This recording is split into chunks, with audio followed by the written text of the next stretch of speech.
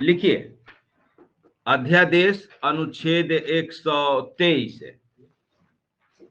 जिनके पास नोट्स है वो अपना देखिए, और जिनके पास नहीं है वो लिखिए।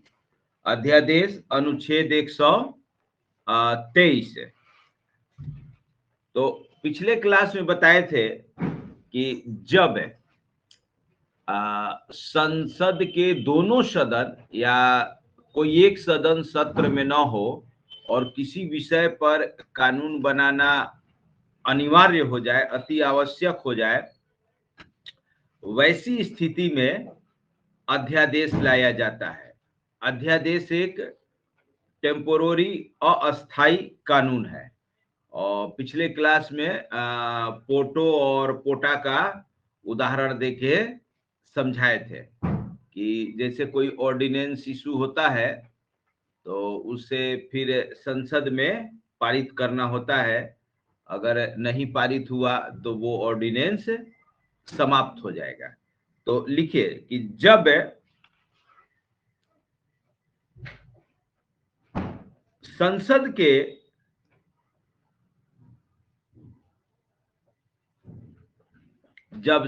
के दोनों सदन या कोई एक सदन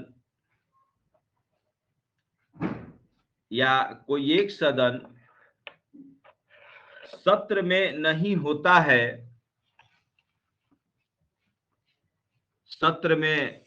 होता है,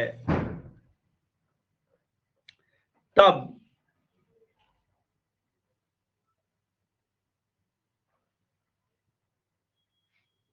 होता है, तब नहीं। और राष्ट्रपति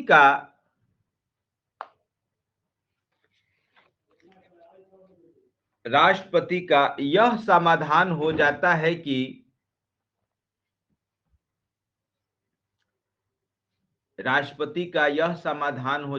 कि किसी विषय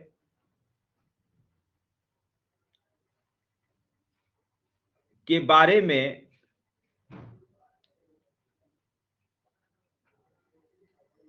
तुरंत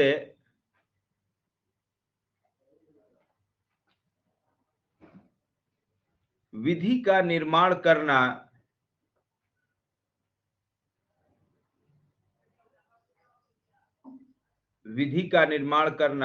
अत्यावश्यक है,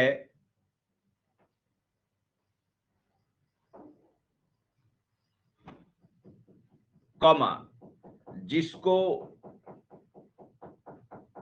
सदन को आहूत करके मतलब बैठक बुला के सदन को आहूत करके, अत्यावश्यक है, जिसको सदन को आहूत करके बनाने से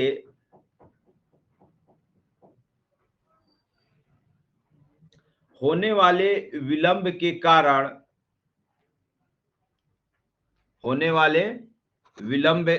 कारण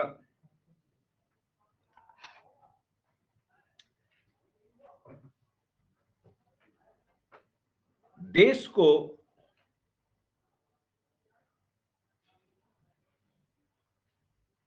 नहीं, विलंब के कारण देश को नहीं, देश उस विधि के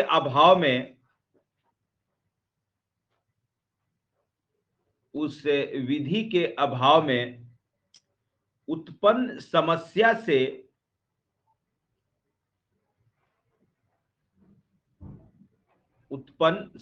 से निपटने में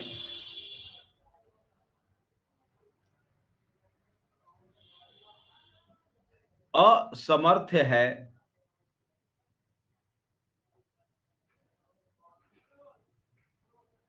तो राष्ट्रपति उस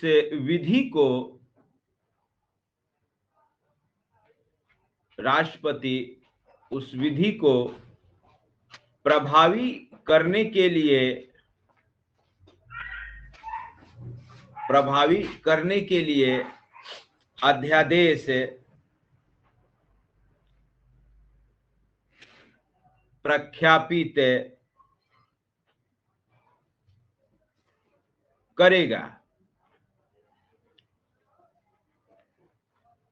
अध्यादेश प्रख्यापित करेगा। तो अध्यादेश याद रखिएगा, अनुच्छेद 123। अध्यादेश कौन जारी करता है? राष्ट्रपति। अध्यादेश कब जारी किया जाता है? जब दोनों सदन या कोई एक सदन सत्र में न हो और किसी विषय पर कानून बनाना तत्काल एकदम आवश्यक है। तत्काल आवश्यक है, क्योंकि विधिवत रूप से कानून बनाने में समय लगता है। संसद को बैठाना, उस पर बहस होगा, मतदान होगा, पास होगा, तब बनेगा। और कानून बनाना तुरंत आवश्यक है। तो वैसी स्थिति में राष्ट्रपति अध्यादेश जारी कर देंगे, मतलब जो कानून रहेगा उस पर सिग्नेचर कर देंगे कि तत्काल प्रभाव से ये लागू हो गए। लेकिन ये पावर टेम्पोररी है, मतलब एक तरह से इमरजेंसी पावर टाइप का दिया गया है। और ये कानून भी टेम्पोररी ही रहेगा, परमानेंट नहीं रहेगा। अगर मान लीजिए अगर ऐसा होने लगे, तब फिर संसद का काम क्या है? तब फिर विधायिका क्यों? विधायिका का कोई मतलब ही नहीं रह जाएगा।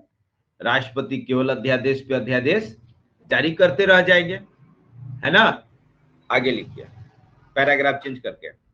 जारी करेगा। हाँ, प्रख्यापित माने अनाउंस कर देना, माने जारी कर देना। लिखिए, अध्यादेश का वही प्रभाव होता है। हाँ, पैराग्राफ चेंज करके।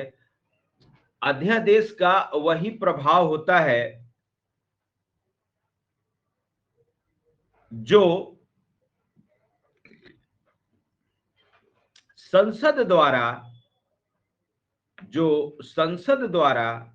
निर्मित विधि का होता है।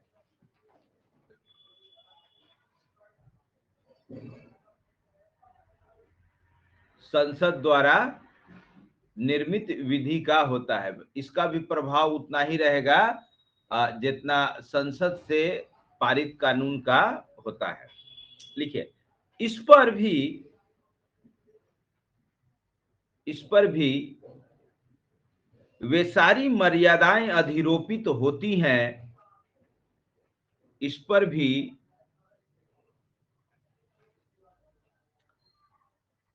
वे सारी मर्यादाएं अधिरोपित होती हैं जो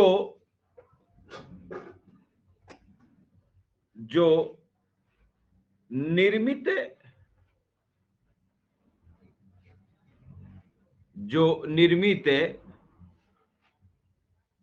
विधि पर होता है।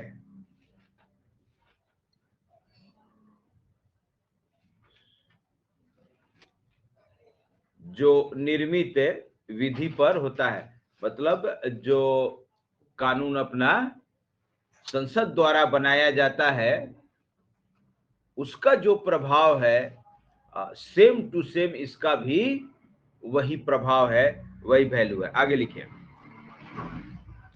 लेकिन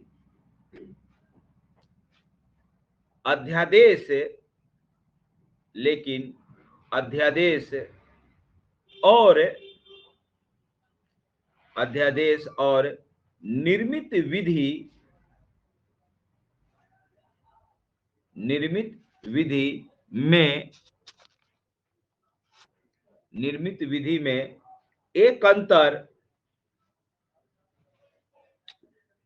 विधि में एक अंतर यह होता है कि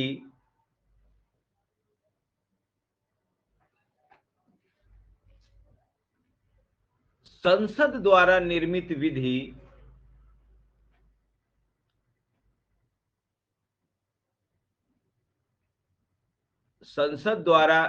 विधि अस्थाई होता है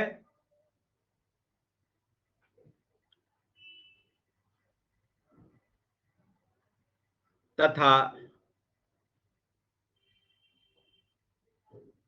अध्यादेश द्वारा निर्मित विधि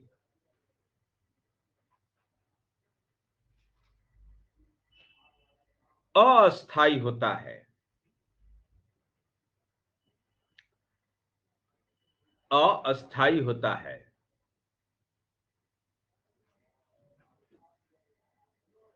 लिखिए, जब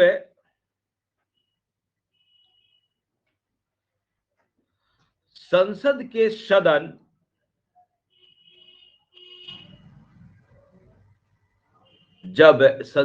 सदन आहूत होते हैं, आहूत मतलब सत्र बुलाया जाता है, उसकी बैठक प्रारंभ होती है, सत्र प्रारंभ होती है, आहूत होते हैं, तो इसे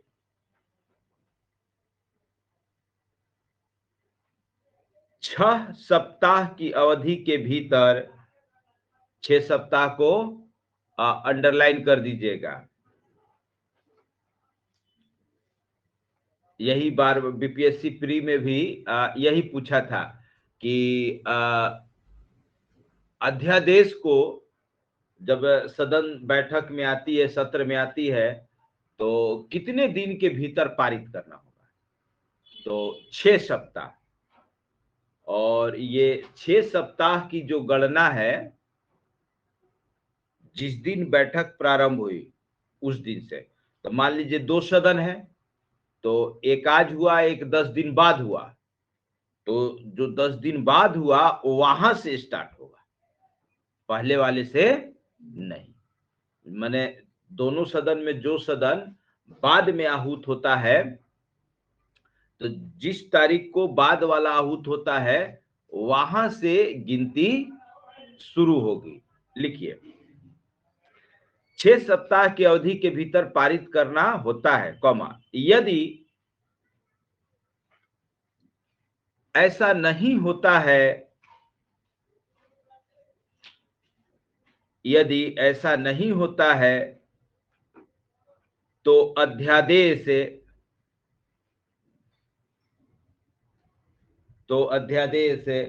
उक्त अवधि की समाप्ति पर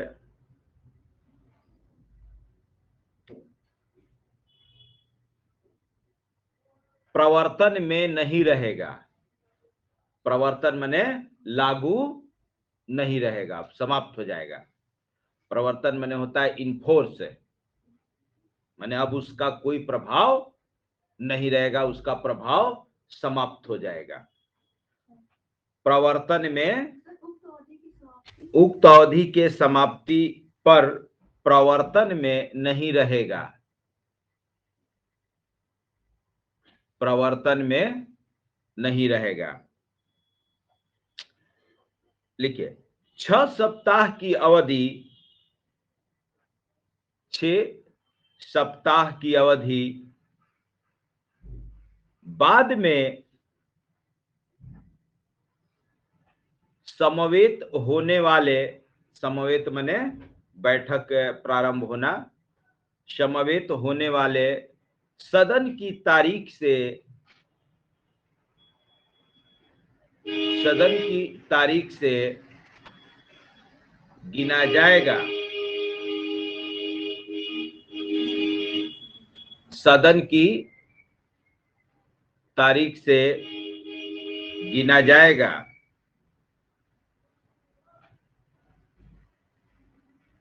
ठीक है, पैराग्राफ चेंज करके लिखिए। लिखिए, राष्ट्रपति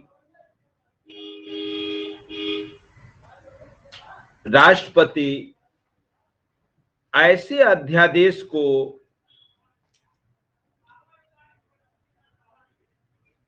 कभी भी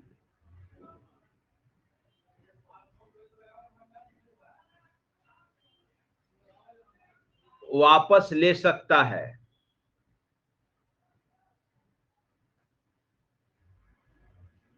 कभी भी वापस ले सकता है। देखिए, इसका अर्थ है कि जो अध्यादेश होता है, राष्ट्रपति उसको कभी भी वापस करने का आदेश जारी कर देगा कि इस कानून को वापस लिया जा रहा है, कि खत्म हो जाएगा। लेकिन जो संसद द्वारा निर्मित विधि है, जो संसद कानून संसद में विधेयक पारित करके बनाएगी, उसे वापस लेने का घोषणा राष्ट्रपति नहीं कर सकते। अगर उसको खत्म करना है, उसका प्रभाव खत्म करना है, तो आप लोग इसका सबसे अच्छा उदाहरण कृषि बिल पर देख सकते हैं। कृषि आंदोलन के पश्चात नरेंद्र मोदी प्रधानमंत्री जब अनाउंस किए कि कृषि बिल वापस लिया जा रहा है, तो मंत्रिपरिषद मान लीजिए निर्णय ले लिया, अब उस पर राष्ट्रपति सहमति देंगे। तो अध्यादेश तो है नहीं कि राष्ट्रपति उस पर सहमति देंगे। तो जो किसान नेता थे उनसे पूछा गया कि भाई अब तो किसान कानून वापस हो गया, अब आंदोलन क्यों नहीं वापस ले रहे हैं?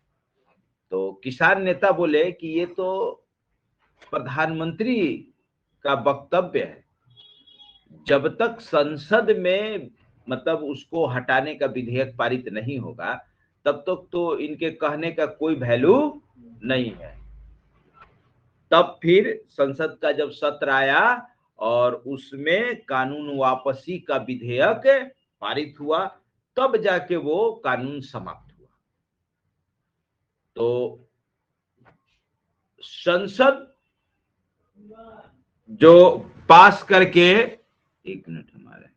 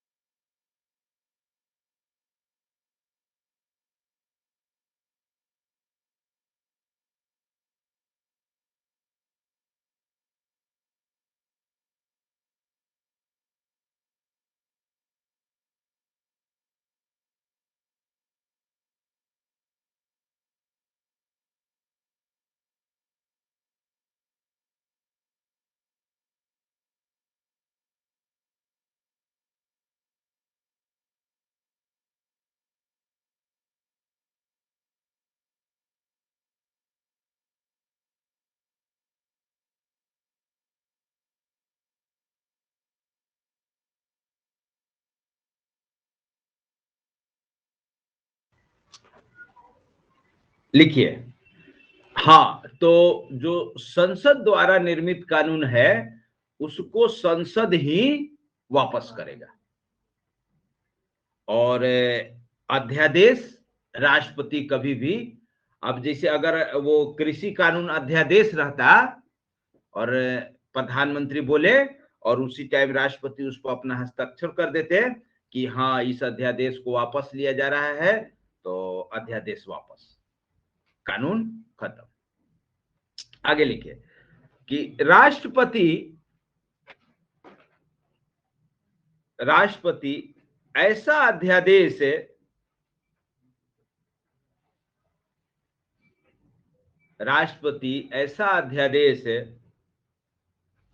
मंत्रिपरिषद की सलाह पर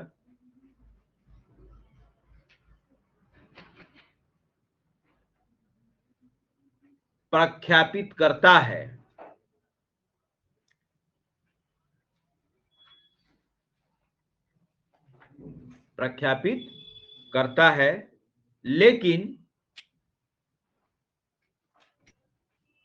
लेकिन हमेशा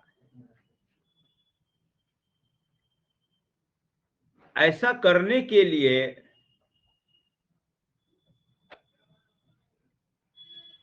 बाध्य नहीं है, बाध्य नहीं है। तो इसका मतलब ये है कि मान लीजिए राष्ट्रपति से कहा गया कि अध्यादेश जारी करना है, नहीं सिग्नेचर करेगी। तो ये सब रेयर केस में होता है। जैसे मान लीजिए एकदम लास्ट टाइम है, 5 साल पूरा होने वाला है गवर्नमेंट का, कुछ दिन बचा हुआ है और ये लग रहा है कि सरकार आगे सत्ता में हो सकता है कि नहीं भी आए, स्थिति खराब है और सरकार अपना कोई स्वार्थ सिद्ध करने के लिए कोई कानून बनवाना चाहती है और लगता है जिसे कि संसद में पारित करके नहीं बन सकता है, हंगामा हो जाएगा, तो राष्ट्रपति से अध्यादेश जारी करवा देगा। भाई खत्म तब न होगा जब संसद की बैठक प्रारंभ होगी। हो सकता है कि चुनाव से पहले संसद का अब बैठक ही न हो, सरकार बुलाएगी नहीं जा। तो वैसी परिस्थितियों में राष्ट्रपति को अगर लगता है कि ये कानून हड़बड़ी में बनवाया जा रहा है या स्वार्थ सिद्ध करने के लिए बनवाया जा रहा है, तो राष्ट्रपति सिग्नेचर करने से मना भी कर सकते हैं। आगे लिखिए, पैराग्राफ चेंज करके लिखिए, डॉक्टर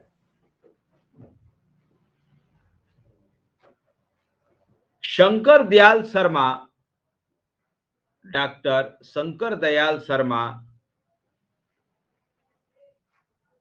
ऐसे प्रथम राष्ट्रपति थे, ऐसे प्रथम राष्ट्रपति थे जिन्होंने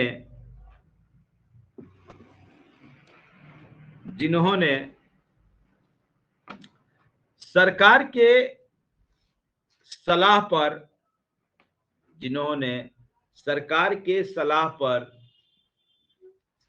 अध्यादेश जारी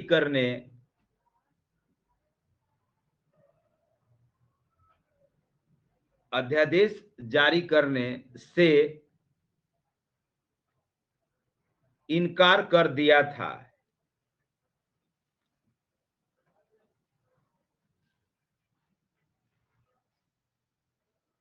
इनकार कर दिया था। लिखिए, ये विषय थे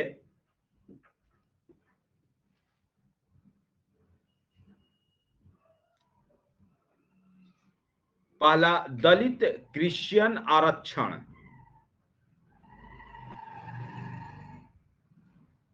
दलित क्रिश्चियन, क्रिश्चियन आरक्षण, और दूसरा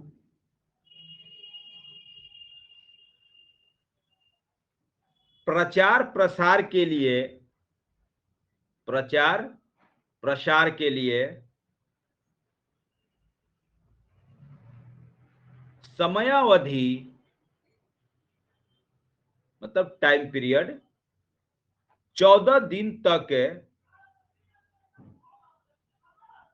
कम करने के लिए। ये चुनाव से पहले, कि चुनाव से 14 दिन पहले तक, या मैंने चुनाव से 14 दिन पहले से चुनाव कार्य प्रारंभ होगा। तो इन दोनों पर राष्ट्रपति हस्ताक्षर नहीं किए। इलेक्शन में फायदा वायदा उठाने के लिए अपना ये सब किया जाता है लास्ट टाइम में। लिखिए, कुछ केस है इससे रिलेटेड, अध्यादेश से रिलेटेड। अध्यादेश ना डिस्प्यूटेड हो गया था क्योंकि अध्यादेश का दुरुपयोग हो सकता है। होता क्या है जनरली कि जो पार्टी केंद्र में है, अब जैसे अभी मान लीजिए भाजपा है, तो भाजपा का ही आदमी राष्ट्रपति होंगे, क्योंकि भाई भाजपा जिसको जिताएगी वही राष्ट्रपति बनेंगे, उसी के पास ज्यादा एमपी है। राष्ट्रपति के चुनाव में कौन कौन मतदान करते हैं? राज्यसभा, लोकसभा और विधानसभा के निर्वाचित सदस्य।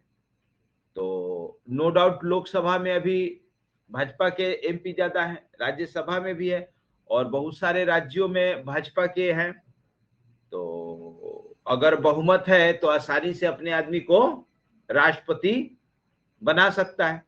हाँ, यूपी के इलेक्शन का बड़ा प्रभाव पड़ेगा, क्योंकि पढ़े थे कि राष्ट्रपति के चुनाव में विधायकों का मत का मूल्य निकाला जाता है और यूपी के विधायकों का मत का मूल्य सबसे अधिक है। तो अभी राष्ट्रपति का चुनाव कब होगा? 22 में ना, इसी साल ना होगा, इसी साल जुलाई में होगा, जून जुलाई।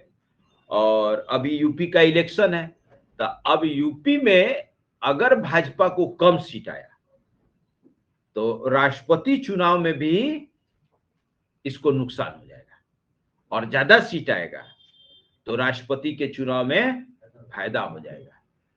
तो अभी जो रामनाथ कोविंद हैं वो भाजपा के आदमी हैं, और फिर अगर यूपी वाले इलेक्शन में अच्छा खासा सीट आ गया तो फिर भाजपा के बनेंगे, नहीं तो फिर अब देखेगा लोग, गणित बैठाएगा कि कितना भाजपा के तरफ देने वाला है, कितना नहीं देने वाला है, टोटल वोट कितना हो रहा है, घटेगा तो अपना जोड़ घटाओ गणित बैठाएगा कि अब कैसे इसको किया जाए, क्या किया जाए।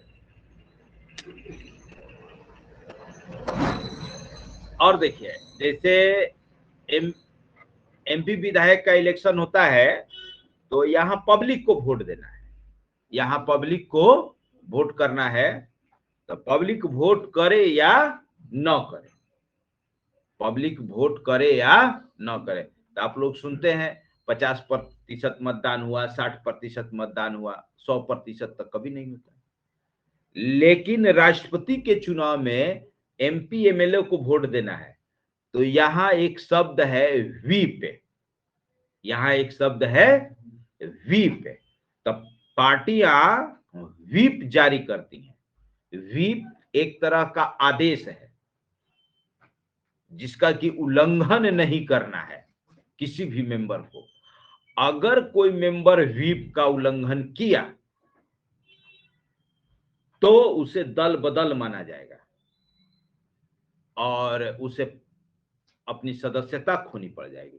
तो उस समय सारी पार्टियां व्हीप जारी करेंगी कि इस पार्टी का कैंडिडेट, इस पार्टी का मेंबर इस कैंडिडेट को वोट करेगा, तो अब उसको उसी को करना है।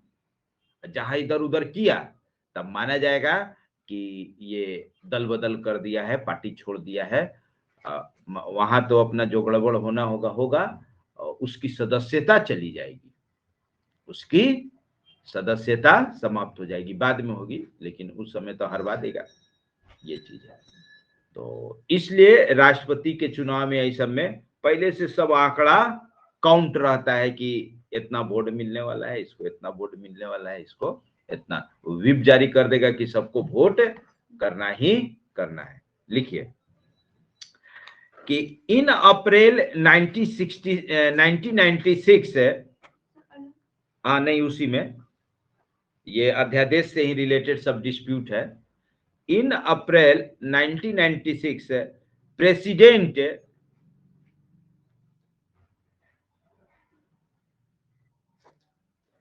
Send back the ordinance, send back माने वापस भेजना,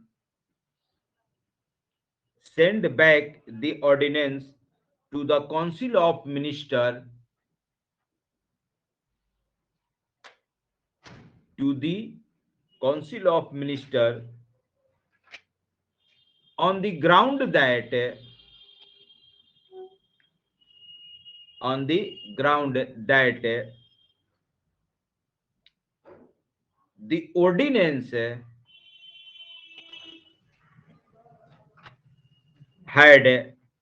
the ordinance had political motive behind it, मैंने इसके पीछे राजनीति के फायदा या राजनीतिक लाभ उठाने की अपनाई है। Send ordinance to the council of minister on the ground that ordinance had political motive behind it। Paragraph फिर चेंज करके लिखिए, लिखिए according to Supreme Court, according to Supreme Court, the same ordinance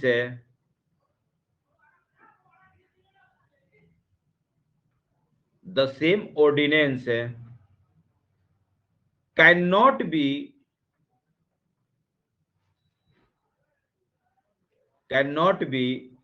repromulgated repromulgated मैंने पुनः प्रख्यापित करना, cannot be repromulgated by the president except in the case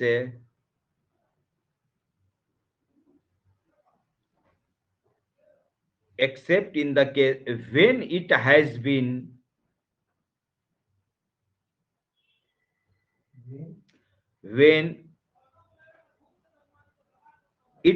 been passed by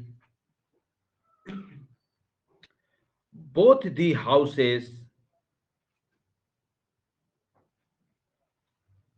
in the form of a bill।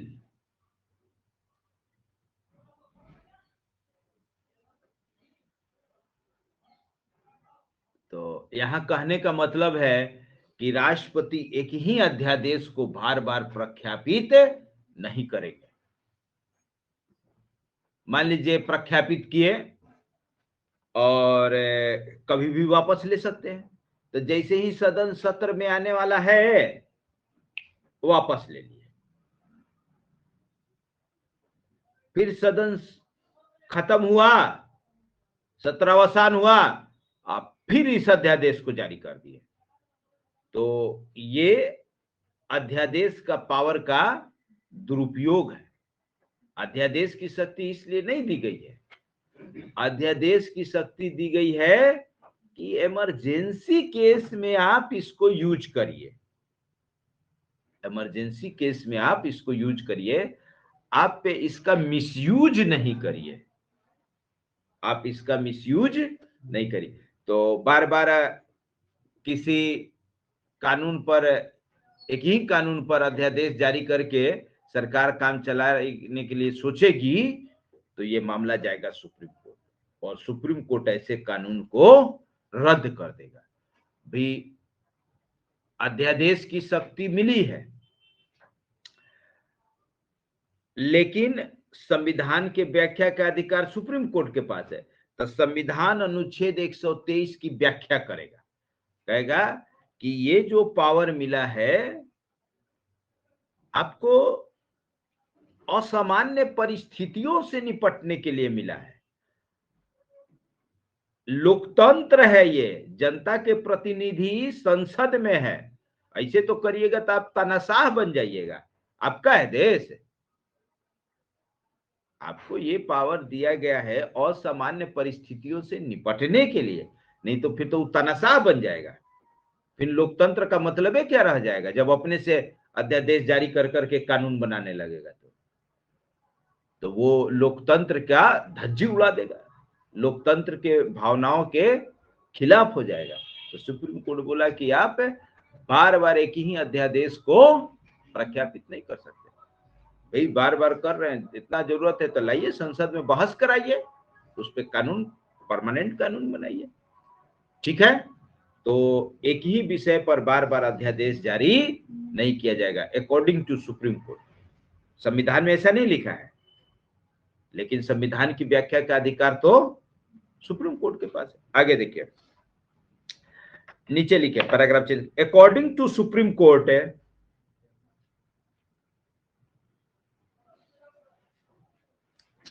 according to Supreme Court, president can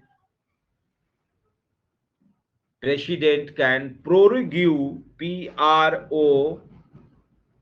P-R-O-R-O-G-U-E, prorogue. President can prorogue, P-R-O-R-O-G-U-E, prorogue मैंने जारी करना, प्रख्यापित करना, can प्रोरिग्यू, नहीं, प्रोरिग्यू मैंने सत्रावसान, प्रोमुलगेट होता है वो, प्रोरिग्यू यहां हो गया सत्रावसान।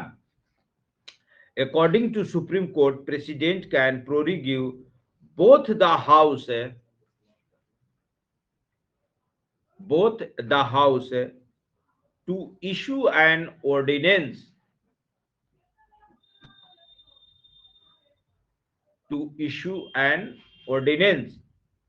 comma, if it is necessary,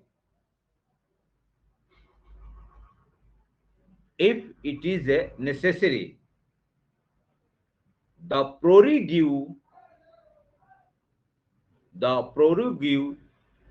cannot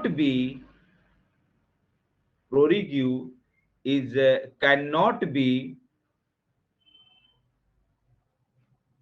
arbitrary, ARBITRARY।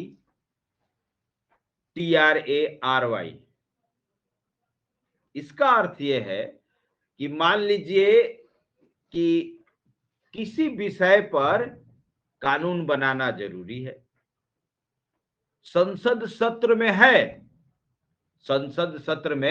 है, लेकिन संसद बहुत दिन से चल रहा है, अब उसका सत्रावसान करने का समय आ गया है,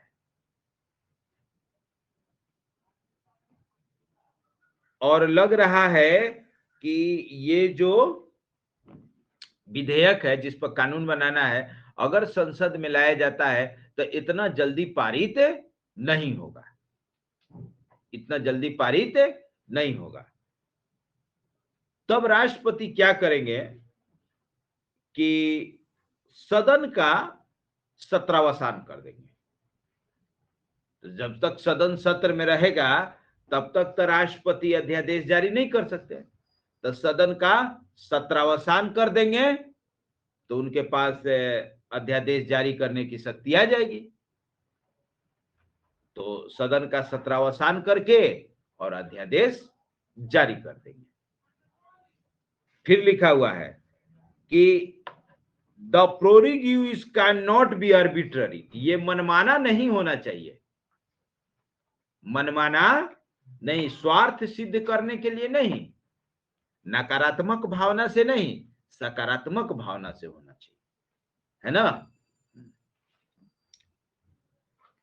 ये रहा आपका पेज नंबर 49। अब आ जाइए पेज नंबर 50 पर। आज ना इसको फिर भेज देंगे, घर पर लिखिएगा लोग। लिखिए, अकॉर्डिंग टू सुप्रीम कोर्ट, हाँ पैराग्राफ चेंज करके, ये सब ना मेंस के लिए है, स्पेशली ये सब लिखना होगा।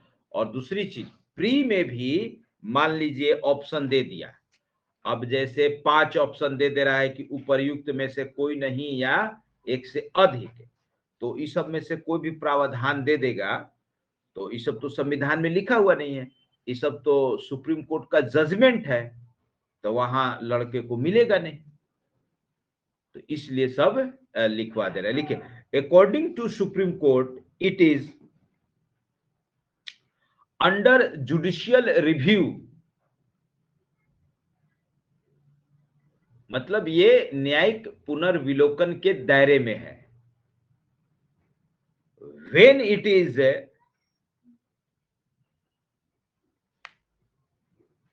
According to Supreme Court it is under judicial review when it is not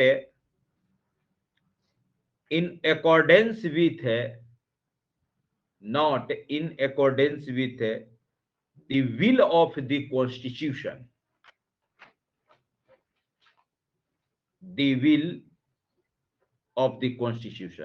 कि अगर संविधान की इच्छा शक्ति के या संविधान के भावनाओं के अनुरूप नहीं है, तो इसका जुडिशियल रिव्यू भी किया जा सकता है। ठीक है, ये जजमेंट आया था Kapoor versus union of India 1970 में। Kapoor versus union of India लिख सकते हैं, जरूरी नहीं है, लिख दीजिए अल्लाह की।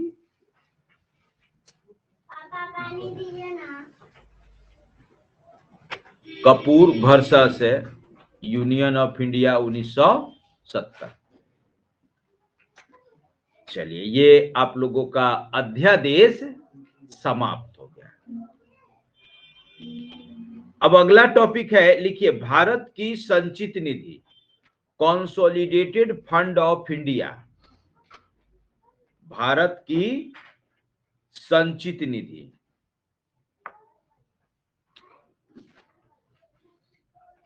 तो धन विधेयक पढ़ते समय आप लोग पढ़े थे संचित निधि कि धन विधेयक का परिभाषा याद है ना, अभी याद करवाएंगे कि अनुच्छेद 110 में धन विधेयक की कोई भी धन संचित निधि से निकाला जाता है या भारित व्यय घोषित किया जाता है तो संसद के परमिशन से। तो ये संचित निधि क्या है? तो संचित निधि ब्रैकेट में लिख दीजिएगा, अनुच्छेद 266 266 में दिया गया है, 266 में दिया गया है।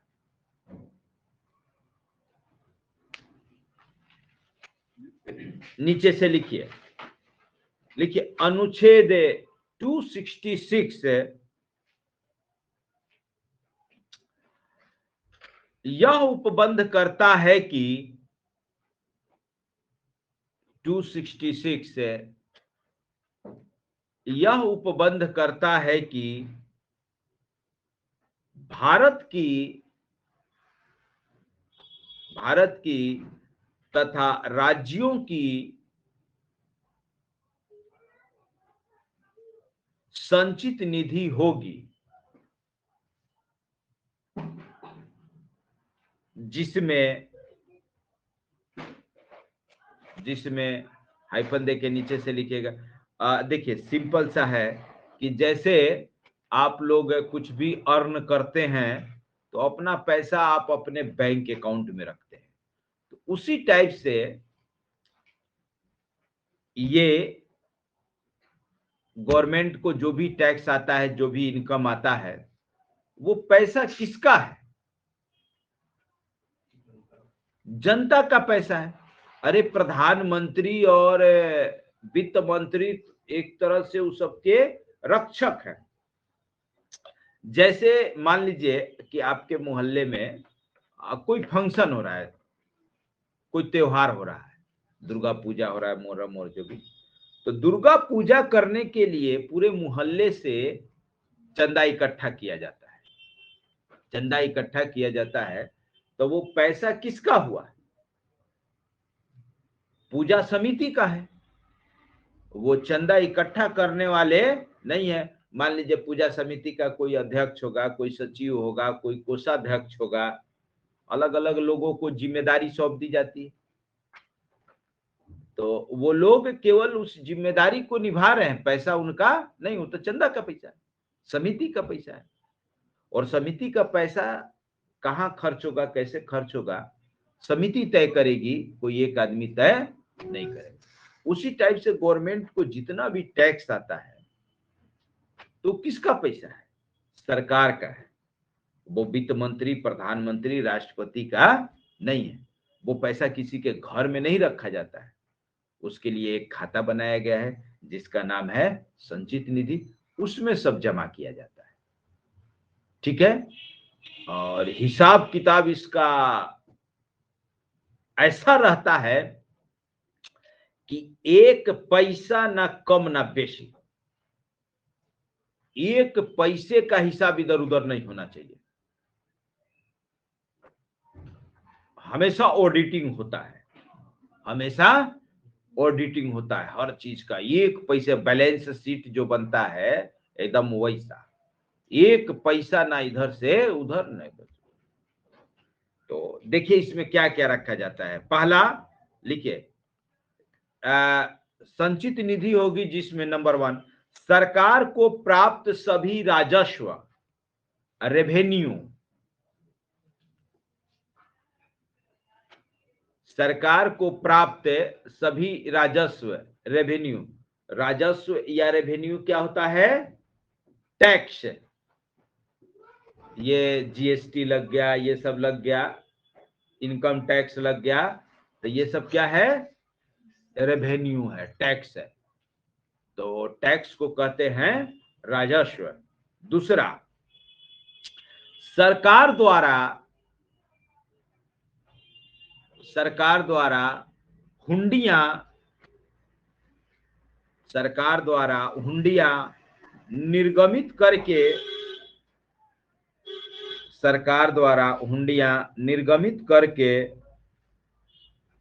एक मिनट जरा सा रुकिएगा, तो एक इमरजेंसी।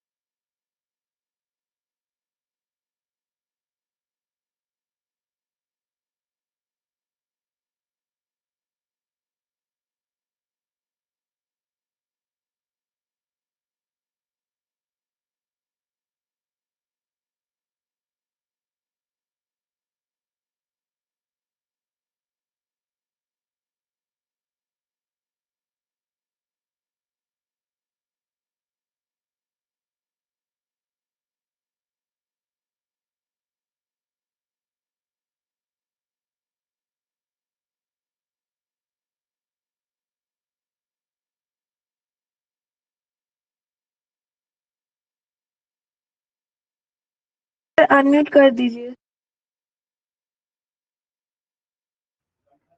हाँ चलिए आगे लिखिए।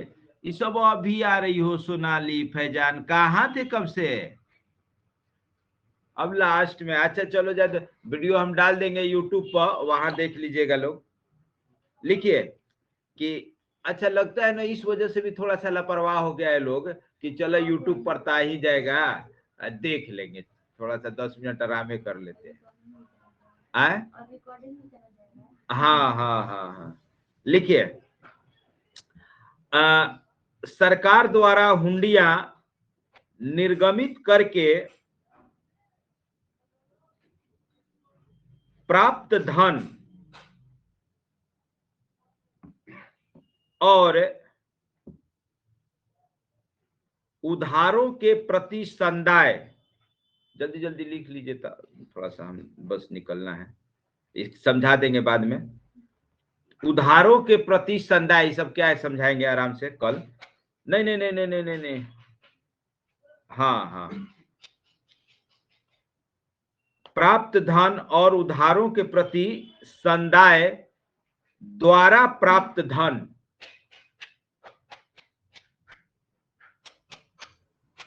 उधारों और, हाँ छोड़ दीजिए, अब गड़बड़ होगा, दिमाग अब इधर उधर काम। तो बच्चों चलिए, आज की सभा समाप्त की जा रही है। आपका दिन शुभ हो।